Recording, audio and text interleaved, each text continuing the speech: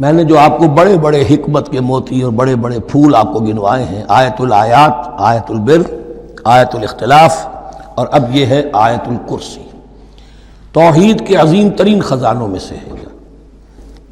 ہی سیدۃ آیات القرآن، حضور نے فرمایا یہ تمام آیات قرآنی کی سردار ہے۔ جس طریقے سے آیہ بر اور سورۃ العصر میں ایک نسبت ہے کہ ہدایت اور نجات کی شرائط ساری کی ساری ایک چھوٹی سی صورت میں اللہ نے جمع کر دی، والعصر ان الانسان لفی خسر الا الذین آمنوا وعملوا الصالحات وتواصوا بالحق وتواصوا بالصبر، لیکن اس کی تفصیل ایک آیت میں آئی، وہ آیت البر ہے۔ چنانچہ جو منتخب نصاب ہم نے مرتب کیا ہے دعوت قرآن کے لیے، میں پہلا درس سورۃ العصر کا ہے اور دوسرا درس آیت البر کا ہے۔ جو نسبت سورۃ العصر میں ہے کہ وہ سورت ہے، یہ آیت ہے، لیکن اس آیت میں کئی صورتیں نکل سکتی ہیں حجم کے اعتبار سے سورۃ العصر کے برابر۔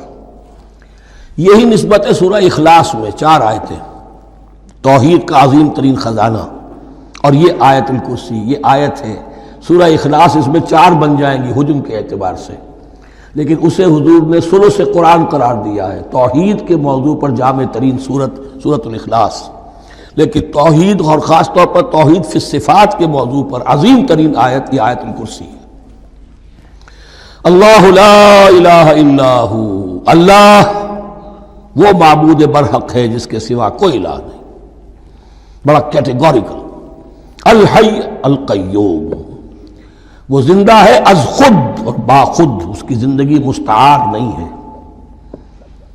وہ جو کہا ہے کہ مانگ کے لائے تھے 4 دن، 2 آرزو میں کٹ گئے 2 انتظار میں، عمر دراز مانگ کے لائے تھے، اللہ کی زندگی ہے اس کی از خود زندگی، کسی کی دی ہوئی نہیں، اور اس زندگی میں کوئی ضعف نہیں، کوئی کمزوری نہیں، کوئی احتیاج نہیں، آگے آ جائے گا، نہ اسے نیند آتی ہے نہ اونگ آتی ہے۔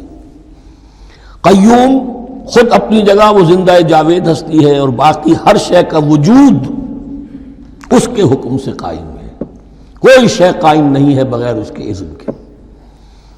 تو گویا کہ احد اور الصمد، اللہ اپنی جگہ احد، لیکن باقی پوری کائنات کے لیے صمد ہے، جو سورہ اخلاص میں 2 الفاظ آئے ہیں، قل هو اللہ احد اللہ الصمد، اللہ حی ہے اور قیوم ہے۔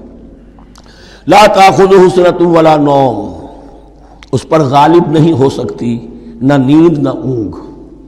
لہو ما فی السماوات و ما فی الارض، آسمانوں اور زمین میں جو کچھ ہے اسی کا ہے، ملکیت تامہ، ملکیت حقیقی اس کی ہے۔ من ذا الذی یشفع عندہ الا باذنہ، کون ہے وہ جو شفاعت کر سکے اس کے پاس مگر اس کی اجازت سے۔ اب یہ مقام آیا ہے سورہ بقرہ میں پہلی مرتبہ، 3 مرتبہ کیٹیگوریکل ڈینائل کے بعد، کوئی شفاعت نہیں، کوئی شفاعت نہیں، کوئی شفاعت نہیں۔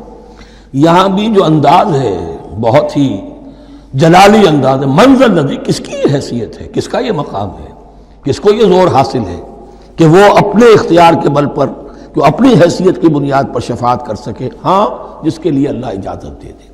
استثناء کے ساتھ شفاعت کا یہاں پر پہلی مرتبہ آیا، ورنہ سورہ بقرہ کے 6 رکوع کی دوسری آیت، واتقوا یوما لا تجزی نفس عن نفس شیئا ولا یقبل منها شفاعۃ ولا یؤخذ منها عدل ولا هم ينصرون، 15 رکوع کی دوسری آیت، واتقوا یوما لا تجزی نفس عن نفس شیئا ولا یقبل منها عدل ولا تنفعها شفاعۃ ولا هم ينصرون، اور اب اس سے پہلے کی آیت میں آ چکا ہے ولا شفاعہ، کوئی شفاعت مفید نہیں ہوگی، لیکن یہ کہ اس میں ایک استثناء ہے۔ اب یہ ذرا باریک مسئلہ ہے کہ شفاعت حقہ کیا ہے، شفاعت باطلہ کیا ہے، تو دورہ ترجمہ قرآن میں اتنی تفاصیل کے ساتھ بحث نہیں کی جا سکتی، وہ ایک علیحدہ موضوع ہے، حال ہی میں نے اس پر اپنے درس ریکارڈ کرا دیے ہیں۔ یعلم ما بین ایدیہم وما خلفہم، وہ جانتا ہے جو کچھ ان کے سامنے اور جو اس کو پیچھے ہے۔ عام طور پر دنیا میں ہم سفارش کرتے ہیں تو کہتے ہیں کہ بھئی میں جانتا ہوں اس شخص کو بہتر، اصل میں جیسا کچھ یہ نظر آتا ہے ویسا نہیں ہے، یا جیسا کچھ فیکٹس آن دی فائل آ گئے ہیں وہ بڑے ہی ڈیسیونگ ہیں، اصل حقائق کچھ اور ہیں اس کیس کے، وہ میں آپ کو بتاتا ہوں۔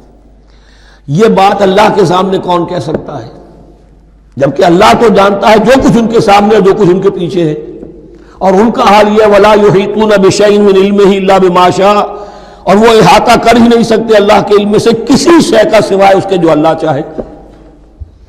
باقی ہر ایک کے پاس علم جو ہے اللہ کا عطائی علم ہے، دیا ہوا علم ہے، محدود علم ہے، بڑے سے بڑا رسول ہو، بڑے سے بڑا ولی ہو، بڑے سے بڑا فرشتہ ہو۔ لا علم لنا الا ما علمتنا، ہم پڑھائیں چوتھے رکوع میں، تو کون کہہ سکتا ہے؟ من ذا الذی یشفع عنده الا باذنہ یعلم ما بین ایدیہم وما خلفہم ولا یحیطون بشیء من علمہ الا بما شاء وسع کرسیہ السماوات والارض۔ اس کی کرسی تمام آسمانوں اور زمین کو محیط ہے۔ اب کرسی کے دو مفہوم یہاں ہو سکتے ہیں، ایک تو یہ کہ اس سے جو معنی مراد ہے یعنی اس کا اقتدار، اس کی قدرت، اس کا جبر، اس کا اختیار، یہ اتھارٹی پوری کائنات کو۔ ایک یہ بھی ہو سکتا ہے کہ اللہ تعالیٰ کے لیے ہم نہیں جان سکتے، یہ آیات متشابہات میں سے ہیں کہ کوئی شے بھی ہو واقعتاً جس کو ہم اسے کرسی کہہ سکیں۔ عرش، کرسی، ان سب کے بارے میں یہ دونوں باتیں ذہن میں رکھیے۔ یہ بھی ہو سکتا ہے کہ ان کی کوئی مجسم حقیقت ہو جو ہمارے ذہن سے، ہمارے تخیل سے ماورا ہے، اور یہ بھی ہو سکتا ہے اس سے استعارہ مراد ہو۔ اس کا اقتدار و اختیار آسمانوں اور زمین پر چھایا ہوا ہے۔